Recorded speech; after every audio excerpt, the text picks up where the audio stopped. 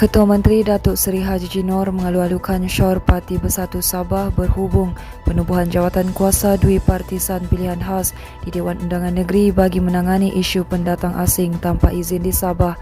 Katanya penubuhan jawatan kuasa itu adalah sebagai susulan kepada gerak kerja yang dipengerusikan oleh timbalannya yang juga merangkap Presiden Parti Solidariti Tanah Airku, Datuk Seri Dr. Jeffrey Kitingan.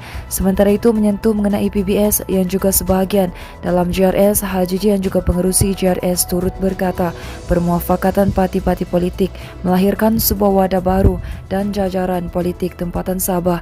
Tambah beliau lagi, akar umbi mahukan parti-parti bersatu dalam sebuah wadah tempatan untuk memperkukuhkan perjuangan membela hak-hak dan kepentingan anak kuatan di persada politik lokal dan nasional. Sementara itu, Kerajaan Sabah melalui cabang pelaburan strategiknya, Khazanah Sabah Berhad semalam menandatangani memorandum persefahaman dengan pemaju hartanah ternama Berjaya Land Berhad bagi meneroka kemungkinan memindahkan lapangan terbang antarabangsa Kota Kinabalu ke Kimanis. Ketua Pegawai Eksekutif Kumpulan QSB Ahmad Rizal Dahli berkata, menerusi MOU itu QSB dan B-Land menjalin kerjasama awal untuk melaksanakan kajian kebolehkelaksanaan dan kerja penerokaan ke atas cadangan projek berkenaan. Katanya QSB ditugaskan untuk melihat pelbagai inisiatif pembangunan strategik untuk menyokong pertumbuhan ekonomi Sabah, termasuk kemungkinan memindahkan KKIA dari lokasinya sekarang ke Kimanis.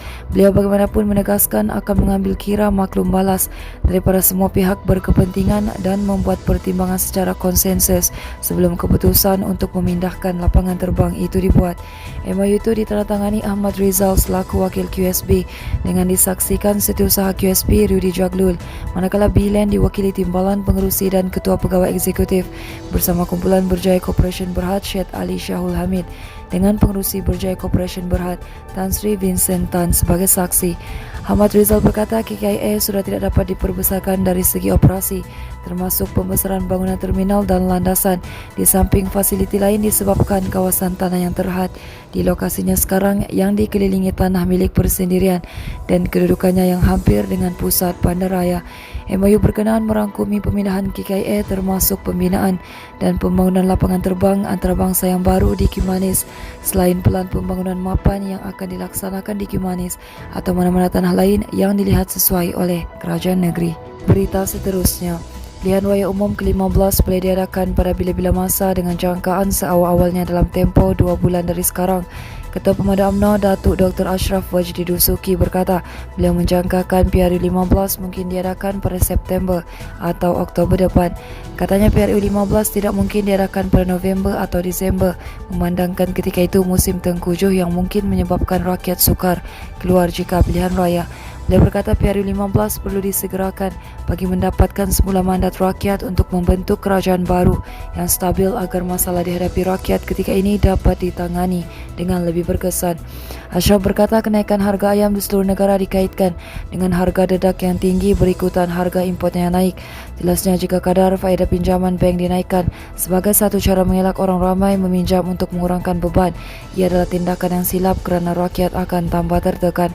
Sementara itu katanya Putatan menjadi lokasi pertama pelancaran jentera pemuda BN di Sabah, sejajar misi untuk menawan semula Parlimen Putatan daripada Pakatan Harapan.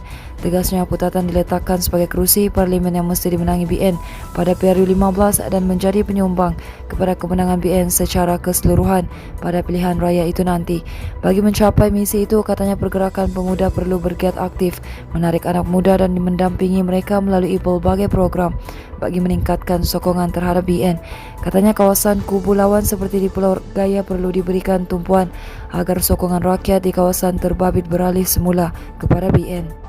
Manakala seorang kelindan lori 3 tan maut selepas kenderaan dinaikinya bertembung dengan sebuah lagi lori tangki dalam kejadian di Jalan Segama Lahad Datu awal pagi tadi. Dalam kejadian kira-kira jam 5 pagi itu, mangsa Muhammad Razik Ikhwan 19 tahun disahkan maut di lokasi kejadian akibat kecederaan serius. Manakala pemandu lori 3 tan berkenaan turut mengalami kecederaan parah dan kini ditempatkan di Hospital Lahad Datu untuk mendapatkan rawatan lanjut.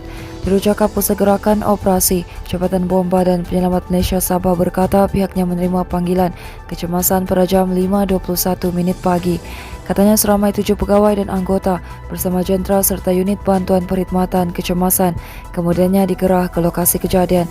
Katanya sebaik tiba, pasukan operasi terus memberikan rawatan awal kepada mangsa yang cedera sebelum dihantar ke hospital menggunakan ambulans untuk mendapatkan rawatan lanjut. Manakala seorang lagi mangsa disahkan meninggal dunia oleh pegawai perubatan yang hadir membantu di lokasi kejadian. Menurutnya, mayat mangsa kemudian diserahkan kepada pihak polis untuk tindakan selanjutnya. Katanya pemandu lori tangki yang berusia 42 tahun pula tidak mengalami sebarang kecederaan. Seterusnya, seorang lelaki ditemui tidak sedarkan diri dalam sebuah rumah terkunci di Pasir Putih Putatan Penampang hari ini. Dalam kejadian jam 9.30 pagi itu, mangsa berusia 52 tahun bagaimanapun disahkan meninggal dunia selepas diperiksa pasukan polis. Jurucakap Pusat Gerakan Operasi Jabatan Bomba dan Penyelamat Malaysia Sabah berkata pihaknya menerima panggilan kecemasan pada jam 9.51 pagi. Katanya seramai 5 pegawai dan anggota bersama jentera kemudiannya dikerah ke lokasi kejadian. Katanya ketibanya pasukan bomba di tempat kejadian, pintu rumah yang terkunci didapati sudah dibuka oleh orang awam. Terdapat seorang lelaki tidak sadarkan diri berada di dalam rumah berkenaan sebelum disahkan meninggal dunia oleh pihak polis. Menurutnya, mangsa kemudian diserahkan kepada pihak polis untuk tindakan selanjutnya. Teruskan bersama kami di asoka.com, berita komprehensif.